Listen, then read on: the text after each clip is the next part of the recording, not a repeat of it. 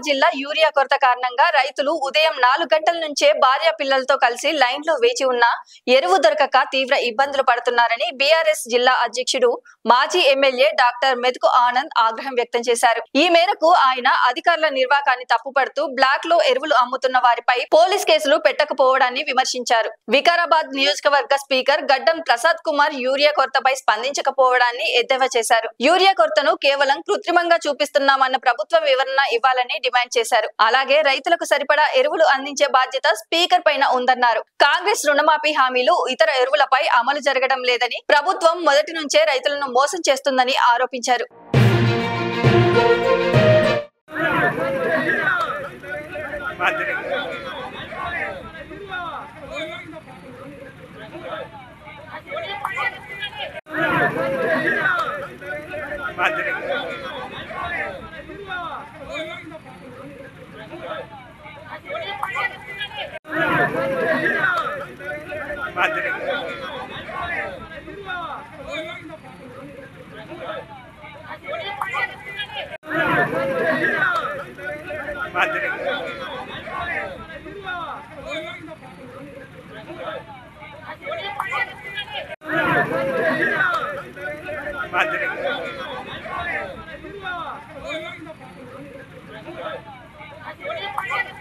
Like చేయండి, share చేయండి, subscribe చేయండి। మరిన్ని వీడియోల కోసం బెల్ సింబల్ పై క్లిక్ చేయండి।